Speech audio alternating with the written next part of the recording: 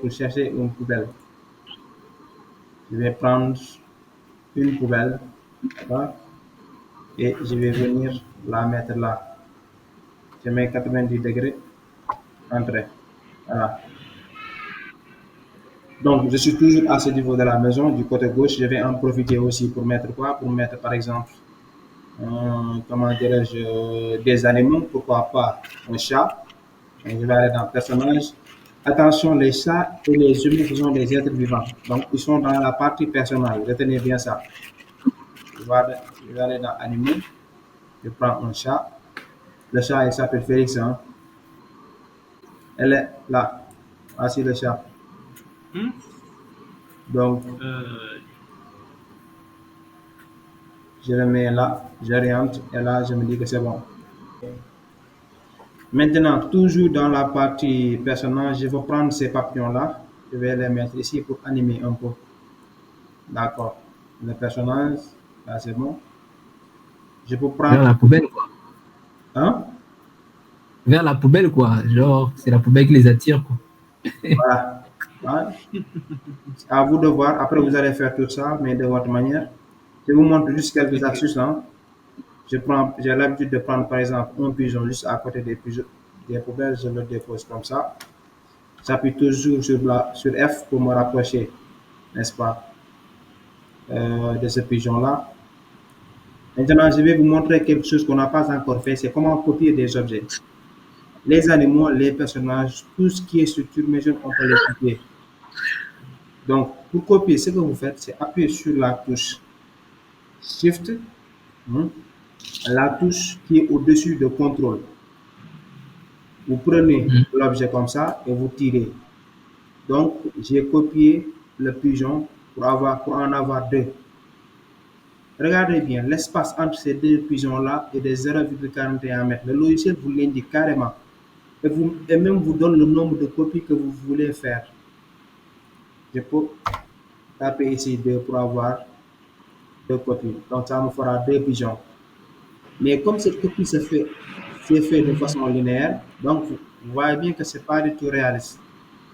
Je Mhm. peux essayer de déplacer l'un des pigeons de cette manière comme ça. Il faut la sélectionner. Tournons pas à gauche pour voir.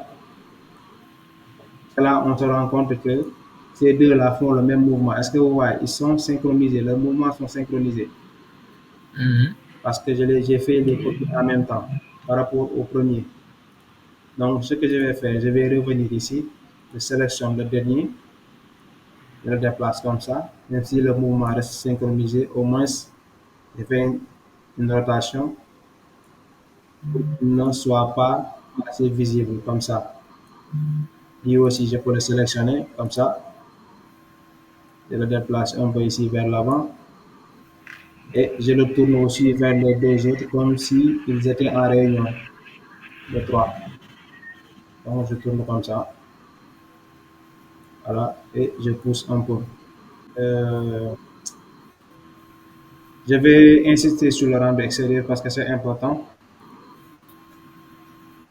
Je vais aller dans, par exemple, bibliothèque, végétation et terrain. Maintenant, dans végétation et terrain, je pense que vous trois, il y a quelqu'un qui a mis un rocher ici à gauche. Et c'est très bien. Je pense que c'est Bankaya. Donc, Oui. il est venu ici et il a pris un rocher. Ça, c'est bon. Donc, vous pouvez venir ici. Lui, il a pris un grand bloc de rocher. C'est pas mal. Ça, c'est un petit bloc. Vous pouvez le prendre et vous le mettez là. D'accord? Bon, comme c'est en béton, on ne peut pas mettre ici de la végétation, c'est-à-dire des herbes. Parce que des herbes qui poussent dans du béton, quand même, c'est un peu exagéré, n'est-ce pas? Mhm. Donc, mais vous pouvez aller dans divers. Dans divers, vous avez la possibilité de prendre des feuilles mortes comme ça et vous la déposez comme ça. Juste, ouais, ça c'est bien possible.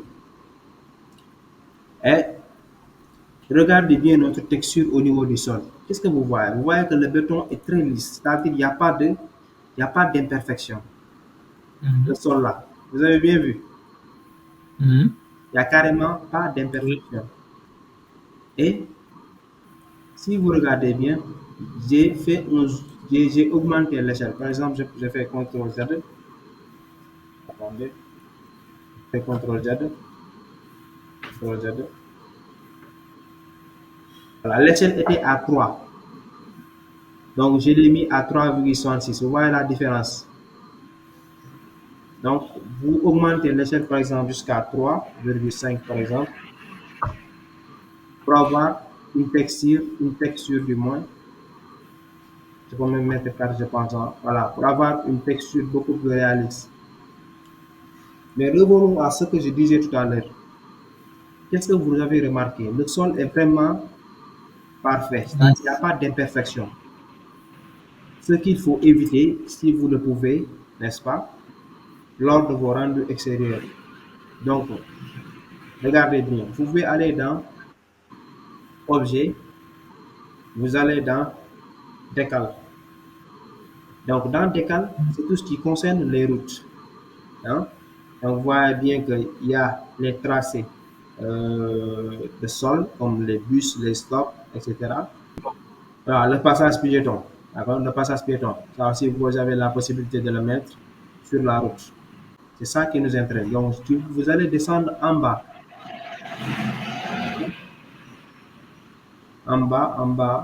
et regardez bien. Ici, par exemple, vous avez des petites flaques d'eau, mais aussi vous avez des taches sur le sol que vous pouvez déplacer, le mettre comme ça pour que éviter, n'est-ce pas, l'imperfection du sol qui fait que votre rendu n'est pas aussi réaliste. Vous voyez que ça, c'est beaucoup plus naturel Mhm. dans la vie. Vous pouvez choisir aussi celui-là. Il y en a quelques-uns. Ça, c'est comment dirais-je, des taches sur le sol.